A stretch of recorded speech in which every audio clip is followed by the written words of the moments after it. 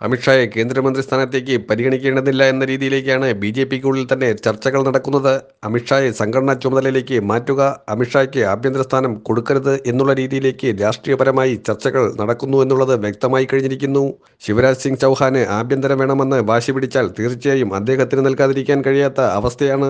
അമിത്ഷായേക്കാൾ സീനിയോറിറ്റിയുള്ള നേതാവാണ് ശിവരാജ് സിംഗ് ചൗഹാൻ. ശക്തനായ അദ്വാനി പക്ഷക്കാരനാണ് ശിവരാജ് സിംഗ്. അദ്വാനി പക്ഷക്കാരെയൊക്കെ വലിയ തോതിൽ തഴഞ്ഞ ബി.ജെ.പി നേതൃത്വത്തിന് ഇപ്പോൾ കേവല ഭൂരിപക്ഷമില്ലാത്തതുകൊണ്ട് പല രീതിയിലുള്ള വിട്ടുവീഴ്ചകളും ചെയ്യേണ്ടി വരും. നിതിൻ ജയറാം ഗഡ്കരിയെയും അതുപോലെ തന്നെ ഏറ്റവും കൂടുതൽ സൂക്ഷിക്കേണ്ടത് ശിവരാജ് സിംഗ് ചൗഹാനെയും ഒക്കെ തന്നെയാണ്. നരേന്ദ്രമോദിയെക്കാളൊക്കെ അവർക്ക് തലയെടുപ്പ് ഉണ്ട് എന്ന് നരേന്ദ്രമോദിക്കും കൃത്യമായി അറിയാം. മോദിയെ ഒരു രീതിയിലും വകവയ്ക്കാത്ത നേതാവാണ് നിതിൻ ഗഡ്കരി. മന്ത്രിസഭയിൽ ഉണ്ടായിരുന്നപ്പോഴും അദ്ദേഹത്തിന്റെ തീരുമാനങ്ങളെ മറികടക്കാൻ മോദിക്ക് കഴിഞ്ഞിട്ടില്ല എന്നുള്ളതും സത്യമാണ്. ഗഡ്കരിയുടെ ഫയലുകളൊന്നും തന്നെ തിരസ്കരിക്കാനോ തള്ളിപ്പറയാനോ മോഡിക്ക് കഴിഞ്ഞിട്ടില്ല. സുഷമ സ്വരാജിനെ പോലുള്ള സ്വഭാവമാണ് നിതിൻ ഗഡ്കരിക്ക്. മോഡിയോട് കയർക്കാനുള്ള ധൈര്യം ഗഡ്കരിക്കുണ്ട് എന്നുള്ളത് RSSന്റെ കടുത്ത പിന്തുണ ഉള്ളതുകൊണ്ട് തന്നെയാണ്. RSS നേതൃത്വത്തെ വെല്ലുവിളിച്ചുകൊണ്ട് JP നദ്ദ വന്നപ്പോൾ JP നദ്ദയെ തലസ്ഥാനത്ത് നിന്ന് മാറ്റാനാണ് RSSന്റെ തീരുമാനമെന്നുള്ളത് വളരെ വ്യക്തമായി കഴിഞ്ഞിരിക്കുന്നു. BJPയിൽ ഇപ്പോഴും കാര്യങ്ങൾ തീരുമാനിക്കുന്നത് RSS തന്നെയായിരിക്കണമെന്നുള്ളതിൽ ഒരു രീതിയിലും പിന്നോട്ടില്ല എന്ന് മോഹൻ ഭാഗവത് സൂചന നൽകി കഴിഞ്ഞിരിക്കുകയാണ്.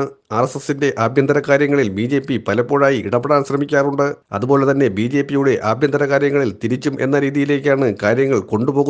വിദിഷ മണ്ഡലത്തിൽ നിന്നും വൻ ഭൂരിപക്ഷത്തിൽ ജയിച്ച ശിവരാജ് സിംഗ് ചൗഹാന് മധ്യപ്രദേശിന്റെ മുഴുവൻ പിന്തുണയുമുണ്ട്. വേണ്ടിവന്നാൽ അദ്ദേഹത്തിന് മുഖ്യമന്ത്രി സ്ഥാനത്തേക്ക് തിരികെ വരാം.